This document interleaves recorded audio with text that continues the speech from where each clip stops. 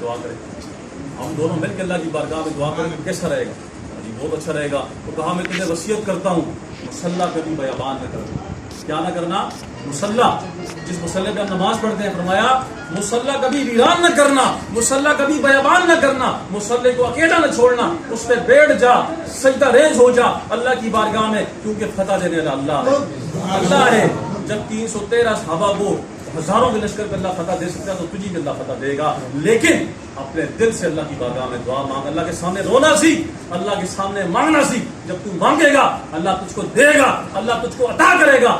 تو صلاح الدین ایوبی رحمۃ اللہ فرماتے ہیں کہ پھر میں مسجد میں چلا گیا. تو بزرگ فرماتے ہیں میں بھی مسجد میں چلا گیا, لیکن مسجد تھوڑا میں لیٹ پہنچا, اور جب مسجد میں جانے لگا رات کا پہر تھا. صلاح الدین ایوبی کو میں نے دیکھا کہ مصلی پہ بیٹھا ہے اور سجدہ ریز ہو جاتا ہے اور ایسی ہچکیوں سے روتا ہے, اور زبان حال میں اس کی ایک بات ہوتی ہے, یا اللہ جو میں گھر سے نکلا ہوں تو مولا تیری رضا کے لیے نکلا ہوں, تیری یاد کے لیے نکلا ہوں, اور کفار پر غلبے کے لیے نکلا ہوں. مولا مجھے طاقت دے, مجھے ہمت دے, مجھے استقامت دے کہ میں کافروں میں ڈٹ کر مقابلہ کروں اور فتح یاب ہو جاؤں. اتنی ہچکیوں سے رو رہے تھے. اور بزرگ فرماتے ہیں جب میں نے صلاح الدین ایوبی کا رونا دیکھا تو میں نے دعا نہیں مانگی, میں نے دعا نہیں مانگی, میں نے کہا اس کی دعا قبول ہو گئی, میں نے کہا اس کی دعا قبول ہو گئی. تو اس لیے کہ مجھ سے زیادہ تڑپ اس کے دل میں, مجھ سے زیادہ تڑپ اس کے دل میں ہے, اور جو جس تڑپ سے یہ دعا مانگ رہا ہے اللہ ضرور قبول کرے گا. آپ فرماتے ہیں واپس میں خانقاہ میں آ گیا, اور صبح صلاح الدین ایوبی بڑا حشاش مٹھائی کی ٹوکرے کے ساتھ آیا. تو کہا جی حضرت نماز, بزرگ فرمایا سناؤ کیا بنا؟ کہا جی جو 2 بیڑی جات آپ نے سمندر میں ڈوب گئے, سمندر میں ڈوب گئے. تو حضرت نے فرمایا, تو اس نے کہا حضرت آپ کا شکریہ, آپ نے دعا فرمائی. فرمایا میں نے دعا نہیں کی تیرے لیے, میں مسجد میں آیا تھا دعا کرنے تیرے لیے, لیکن جب میں نے تیرا رونا دیکھا نا اللہ کی بارگاہ میں تو میں نے کہا نہیں نہیں نہیں, اب اس کی دعا عرش معلیٰ پہ پہنچ, اللہ عرش معلیٰ پہ پہنچ گئی, مجھے دعا کرنے کی ضرورت نہیں ہے. تو اللہ تعالیٰ نے تیری دعا کی برکت سے تجھے فتح عطا فرمائی, تیرے خلوص کی برکت سے تجھے فتح عطا فرمائی. تو یہ خلوص جو ہوتا ہے انسان کو اللہ کی بارگاہ کے قریب لے جاتا ہے. انسان کی عاجزی, انکساری, اور یہ جو انسان کی للہیت ہوتی ہے یہ اللہ کا قرب عطا کر دیتی ہے, اللہ کی محبت عطا کر دیتی ہے, اللہ کی معرفت عطا کر دیتی ہے. میرے عزیزوں, میرے دوستوں, یہ جو آپ کو ذکر بتایا جاتا ہے اس کو ذکر وہ کیا کریں, اور نماز کی پابندی کریں. نماز چھوڑنا گناہ کبیرہ ہے. زانی, شرابی, بدکار, دیوس, لعنتی, سب سے گناہ گار بے نماز. نماز نہیں چھوڑنی, کچھ بھی ہو جائے, کہیں بھی مسجد ملے نہ فکر کریں کس کی مسجد چلے یا نماز کو ادا کریں. نماز لازمی پڑے, اللہ کی بارگاہ میں سجدہ دیں. جو لوگ اللہ کی بارگاہ میں سجدہ دیتے ہیں خدا کی قسم اللہ ان کا مددگار ہوتا ہے, اللہ ان کا مشکل کشا. تو سب کا ویسے ہی ہے, لیکن جو بندہ نماز پڑھتا ہے, اللہ کا ذکر کرتا ہے, اس سے غلطی ہو جائے, گناہ ہو جائے, خطا ہر بندے سے ہوتی ہے. کوئی ہم فرشتے تو نہیں ہیں, ہم تو بشر ہیں, ہم سے خطا ہو سکتی ہے, گناہ ہو سکتے ہیں, لیکن وہ بندہ اللہ کو زیادہ پسند ہے, وہ بندہ اللہ کو زیادہ محبوب ہے, وہ بندہ اللہ کو زیادہ پیارا ہے کہ جو گناہ بھی کرے, غلطی بھی کرے, لیکن اللہ کی بارگاہ میں بار بار جائے, بار بار جائے, حاضری لگائے, اللہ کے سامنے سجدہ ریز ہو جائے, اللہ کے سامنے رونا سیکھ لے, اللہ کے سامنے بولنا سیکھ لے, اللہ کے سامنے مانگنا سیکھ لے, اللہ تعالیٰ اس کے رحم و کرم کی بارانی فرماتا ہے. یہ میری کہ حدیث پاک میرے آقا علیہ الصلوۃ والسلام فرماتے ہیں لوگوں بروز محشر اللہ کا بندہ اللہ کی بارگاہ میں حاضر ہوگا, اللہ تبارک و تعالیٰ اس کے ہاتھ میں نا ایک لسٹ پکڑا دے گناہوں, اور اس کے گناہ زیادہ ہوں گے, سارے گناہ اس کے لکھے ہوں گے لسٹ میں, چھوٹے گناہ بھی ہوں گے, بڑے گناہ بھی ہوں گے. اللہ کے محبوب علیہ السلام فرماتے ہیں جب اللہ کا بندہ اللہ کی بارگاہ میں کھڑا ہوگا تو اس کے گناہوں کی لسٹ زیادہ ہوگی. لسٹ جب وہ پڑھتا جائے گا اس میں بڑے بڑے گناہ مائنس کر دے گا, چھوٹے چھوٹے گننا شروع کر دے گا. اللہ فرمائے گا اے بندے بتا تو نے کیا کیا گناہ کیے. وہ بندہ, اللہ فرمائے گا اپنی زبان حال سے بول تو نے کیا کیا گناہ کیا. وہ بندہ کہے گا یا اللہ میں نے فلاں کیا فلاں کیا. اور جو بڑا گناہ آئے گا اس کو مائنس کر دیا, نہیں بولا, چھوٹے چھوٹے تاکہ کم سزا ملے, چھوٹی سزا ملے. تو جب اللہ کی بارگاہ میں وہ بندہ اللہ کی بارگاہ میں ساری لسٹ بیان کر دے گا, اللہ فرمائے گا اے بندے اب بتا کہ میں تیرے ساتھ پتا تجھے کیا کرنے والا ہوں تیرے ساتھ. وہ بندہ کانپے گا. اللہ کے نبی فرماتے ہیں اس کی ٹانگیں کانپیں گی, اس وقت اس پہ لرزہ طاری ہوگا, خشیت طاری ہوگی. وہ ہاتھ جوڑ کے عرض کرے گا یا اللہ میں بڑا گناہ گار ہوں, مولا پاپی ہوں, میں سزا کا مستحق ہوں. اللہ فرمائے گا جائز گناہوں کے بندے تھے جو نیکیاں ساری عطا. وہ بندہ وہاں بولے گا یا اللہ صبر صبر صبر, یا اللہ اس میں گناہ بڑے بڑے تو میں نے بولے ہی نہیں, وہ چھوٹے چھوٹے گناہ سارے بیان کرتا رہا, جو بڑے بڑے گناہ یا اللہ اس کے بدلے بھی نیکیاں عطا فرما. اللہ فرمائے گا میری رحمت میں کمی نہیں, میں نے سب تجھے عطا فرما. وہ بندہ عرض کرے گا مولا اتنے کرم کا مطلب اس طرح کرم زیادہ کیوں. اللہ فرمائے گا ایک بندے جب تجھ سے غلطی ہوتی تھی, جب تجھ سے گناہ ہوتا تھا, جب تجھ سے خطا ہوتی تھی, تو میری بارگاہ میں آتا تھا, تو سجدہ کرتا تھا, تو توبہ کرتا تھا, تو آنسو آتا تھا, اور پھر تجھ سے غلطی ہوتی تھی, پھر تو شرمندہ ہوتا تھا, پھر تجھ سے غلطی ہوتی تھی, پھر تو شرمندہ ہوتا تھا. اسی کشم و کش میں تیری لڑائی چلتی رہی, اور تو لڑتا رہا اپنے نفس کے ساتھ, شیطان کے ساتھ, اور تو میری طرف راغب رہا. تیرے دل کے اندر تجھے پتا تھا کہ میرا رب مجھے دیکھ رہا ہے, مجھے سن رہا ہے, میرے حال سے باخبر ہے. تو جانتا تھا, اس لیے اس جاننے کی برکت سے, معافی کی برکت سے تیرے سارے گناہ نے اتنا کریم میرا رب.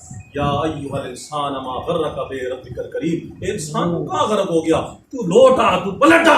تیرا رب بڑا کریم ہے, تیرا رب بڑا مہربان ہے, تیرا رب بڑا قدردان ہے. جب اللہ کا بندہ اللہ کے سامنے کہتا اللہ فرماتا ہے جی میرے بندے بول تو صحیح, تجھے کیا چاہیے, وہ جی میرے بندے, وہ جی کرا, وہ اللہ محبت سے پکارے, اللہ پیار سے پکارے, اور بندہ بار بار باغی ہو جائے, بار بار بھاگے, اور نہ بھاگ اللہ سے, اللہ کے قریب ہو جا, اللہ سے جڑ جا, اللہ کا بندہ بن, اللہ کے نبی کا غلام بن, اللہ کے نبی کا عاشق بن, اللہ کے رسول کا منتا بن, اللہ کے نبی کا نوکر بن. اس نوکری میں کامیابی ہے, اس نوکری میں فائدہ ہے, اس نوکری میں عزت ہے, اس نوکری میں فراوانی ہے, اس نوکری میں عروج ہے, اس نوکری میں بلندی ہے, اس نوکری میں فراوانی ہے, اس نوکری میں برکت ہے, اس نوکری میں رحمت ہے, اس نوکری میں سب کچھ ہے کہ جس نے رسول اللہ سے وفا کی اللہ تعالیٰ نے کو سارا جہان عطا. یہ زندگی عارضی ہے, فانی ہے, آج نہیں تو کل میرے بھی چلے جانا, آپ نے بھی چلا, سب نے چلے جانا. اب یہ ضروری نہیں ہے کہ کوئی بوڑھا ہو کے مرے گا, یہ ضروری نہیں ہے کوئی بڑھاپے میں جائے گا. مجھے یاد ہے میرا کزن ہے, میرا بھائی تھا, میں سے 6 مہینے چھوٹا تھا, آج ہمارے درمیان نہیں. 1-2 سال پہلے اس کا انتقال ہوا, چلا مجھ سے چھوٹا. ایسے کئی ہمارے دوست احباب جو کل ہمارے ساتھ تھے آج ہمارے درمیان نہیں ہیں. ایسے کئی ہمارے آباء و اجداد, ہمارے والدین کل ہمارے ساتھ تھے, پچھلے سال ہمارے ساتھ تھے, آج ہمارے ساتھ نہیں. تو یہ زندگی ایسی ہے میرے دوستوں, پانی کا بلبلہ ہے زندگی. اس زندگی میں وہ لوگ کامیاب ہوتے ہیں جو دام میں, در میں, سکھ میں اللہ سے لو لگا کے رکھے. اللہ سے باتیں کرو, اللہ سے مانگو, اللہ سے باتیں کرنا سیکھو. ایک ہوتی ہے نماز پڑھنا, اور ایک ہوتی ہے نماز میں اللہ کی, یہ کیا ہے جو نماز ہے اللہ سے باتیں. مولا علی شیر خدا رضی اللہ تعالیٰ آپ کیا فرماتے ہیں, آپ فرماتے ہیں لوگوں جب میرا دل چاہتا ہے میں اللہ سے باتیں کروں, اللہ سے گفتگو کروں, میں نماز میں کھڑا ہو جاتا ہوں. آپ فرماتے ہیں میں نماز میں کھڑا ہو جاتا ہوں اور اس وقت میں اللہ سے باتیں کرتا ہوں. یہ سورہ فاتحہ کیا, یہ بھی اللہ سے باتیں, یہ التحیات للہ کیا, یہ بھی اللہ سے باتیں, یہ ہم یہ جو سجدے میں کرتے ہیں سبحان ربی الاعلیٰ کہ پاک تیری اللہ, تیری پاک تیری ذات بڑی عظمت والی, بڑی کبریائی والی. مطلب اس کے اندر انسان جب اس کے ترجمے میں کھو جاتا ہے تو پھر کیا ہوتا ہے, سب اللہ سے باتیں ہوتی ہیں, سب اللہ سے گفتگو ہوتی ہے. اور اللہ کے ولی, اللہ کے نبی کے صحابی حضرت مولا علی شیر خدا رضی اللہ تعالیٰ عنہ فرماتے ہیں لوگوں جب میرا دل چاہتا ہے اللہ مجھ سے باتیں کرے تو میں قرآن بول کے کرتا ہوں. یہ قرآن اللہ کی بات ہے, اللہ کی بات ہے, قرآن کی بات ہے, اللہ کی بات ہے. جب ہم یہ سنتے ہیں تو اللہ ہم سے باتیں کر رہا ہوتا ہے. تو میرے دوستوں, میرے عزیزوں, میرے پیارے بچوں, ہم سب جو آئے ہم نے دنیا سے چلے جانا ہے. ہم نے بس کیا کرنا ہے, حضور سے محبت, کیا کرنا ہے, حضور سے محبت کرنی ہے, نماز کی پابندی کرنی ہے, حضور سے لو لگانی. جس لوگوں نے حضور سے محبت کی نا تو میرے نبی علیہ السلام اتنے سخی, اتنے لچکدار ہیں, خدا کی قسم جب وہ کوئی اللہ کا بندہ اللہ کے نبی سے لو لگاتا ہے نا تو میرے نبی نے کہا کرم, میرے محبوب کی دیکھو نا کتنی پیاری ادا. حضرت سفیان رضی اللہ تعالیٰ نے اسلام قبول نہیں کیا. اسلام حضور کو بڑی تکلیف تھی, حضور کو بڑی تکلیف تھی, اور حضور علیہ السلام کے ساتھ بڑی معاذ اللہ مطلب ایسی گفتگو کرتے تھے, اور پتھر بھی مطلب برسا, مطلب بہت کچھ اس وقت نے ابھی کچھ صحابی رسول بن کے بعد میں. تو سفیان رضی اللہ تعالی عنہ آپ فرماتے ہیں کہ میں جب میں نے اسلام قبول نہیں کیا تو میں اللہ کے نبی کی بارگاہ میں حاضر ہوا. اس وقت اسلام کا غلبہ ہو چکا تھا, اسلام کا غلبہ ہو چکا تھا, سب طرف اسلام پھیل چکا تھا. تو میں ایک شرمندہ ہو کے اس لیے گیا کہ ہمارے مکے کے اندر غلے کی تنگی آ گئی, قحط پڑ گیا, غلہ نہیں مل رہا تھا. اور ابو سمامہ رضی اللہ تعالیٰ عنہ آپ نے غلہ دینا بند کر دیا کیونکہ آپ مسلمان ہو گئے تھے. تو آپ نے فرمایا جو میرے نبی کا دشمن ہے غلہ اس سے بند ہے, غلہ اس کو نہیں ملے گا. گندم مطلب گندم کا قحط آ گیا, جیسے آ کے لاٹے کے آٹا مہنگا ہو گیا. اس وقت کیا اسی طرح گندم کا قحط اس وقت آ گیا. تو گندم جب جو اسٹاک تھا ابو سمامہ رضی اللہ تعالیٰ عنہ کے پاس, انہوں نے فرمایا کہ میں گندم نہیں دوں گا جو میرے نبی کا دشمن ہے. تو ابو سفیان اللہ کے نبی کی بارگاہ میں آ گئے. تو ابو سفیان کی بیٹی ام حبیبہ رضی اللہ تعالیٰ عنہا آپ کی بیٹی بھی تھی اور حضور کی زوجہ بھی تھی. تو جب وہ گھر میں داخل ہوئے تو بیٹی کو دیکھا, بیٹی سلام دعا ہوئی تو حضور علیہ السلام کا بستر مبارک رکھا ہوا تھا, پڑا ہوا تھا. تو ابو سفیان بیٹھنے لگے تو ام حبیبہ رضی اللہ تعالیٰ عنہ نے فرمایا کہ رک جاؤ بجان, ٹھہر جاؤ, ابھی نہ بیٹھنا. تو آپ نے کیا کیا, وہ بستر کو سمیٹ کے سائڈ میں کر دیا, فرمایا بیٹھ جاؤ. تو ابو سفیان نے کہا اے ابو حبیبہ تو میری بیٹی ہے, کیا تیرے گھر میں قیمتی بستر نہیں, تو نے اس لیے شرمندگی سے بستر کو چھپا لیا؟ کہا نہیں ابا جان ایسی بات نہیں ہے, بات سنو. یہ بات کیا ہے؟ بات یہ ہے کہ تم جب آئے ہو تو تم ابھی تک مسلمان نہیں ہوئے, تم کافر ہو, میں مسلمان ہوں, یہ میرے نبی کا بستر ہے, میرے آقا کا بستر ہے, تو نجس ہے, تو پلیت ہے, تو یہاں نہیں بیٹھ سکتا, تو لہٰذا میں نے بستر کو ہٹا دیا, اب تو بیٹھ, تو میرا باپ ہے, لیکن تجھے کیا پتا, تو جب اسلام قبول کرے گا تجھے پتا لگے گا میں کہاں کھڑی ہوں, تو کہاں. باپ اور بیٹی ہیں آپس میں, تو پھر جب اسلام قبول کرے گا تب تجھے پتا لگے گا. اس وقت پھر اللہ کے نبی جلوہ فروز ہو گئے. میرے محبوب کریم علیہ الصلوۃ والسلام کی بارگاہ میں ابو سفیان نے عرض کیا یا رسول اللہ آپ تو اللہ کے نبی ہیں, لیکن میں آپ کو بس ایک مسئلہ لے کر آیا ہوں. تو آپ نے فرمایا کیا مسئلہ؟ کہا حضور مسئلہ یہ کہ ہمارے مکے کے اندر قحط پڑ گیا, کچھ بھی نہیں ہے غلہ, اور ابو سمامہ نے ہماری گندم بند کر دی, لہٰذا میں گندم وہ نہیں دے رہا, تو آپ نظر کرم فرمائیں.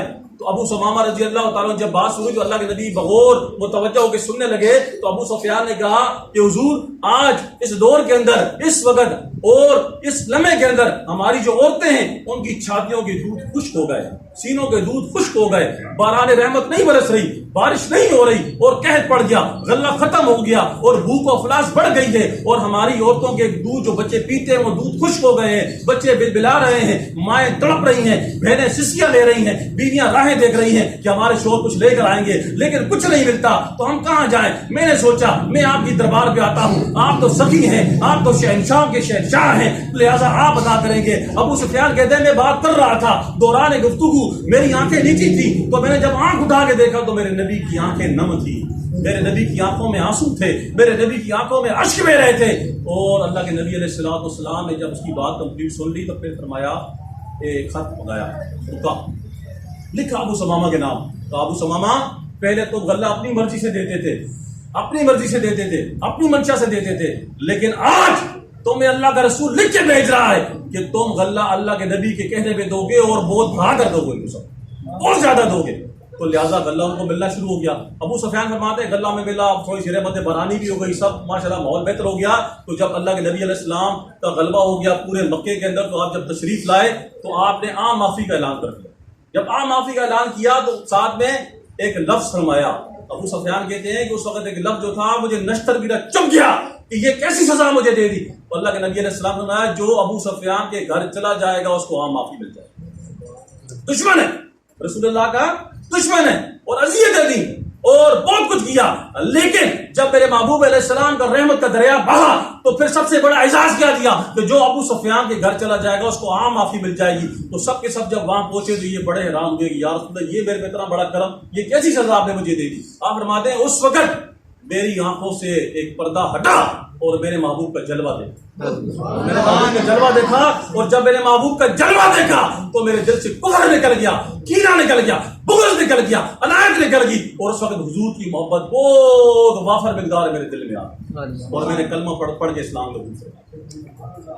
تو یہ کیا معلوم چلا کہ میرے نبی علیہ السلام کا رحمت کا دریا بہت زیادہ بہ رہا ہے. تو جو لوگ اللہ کے نبی سے محبت کرتے ہیں اللہ کے نبی اس کو اکیلا نہیں چھوڑیں گے, اللہ کے نبی کبھی اسے اکیلا نہیں چھوڑیں گے. ایک دفعہ ایک صحابی رسول کو اللہ کے نبی نے بلایا, فرمایا ادھر آؤ.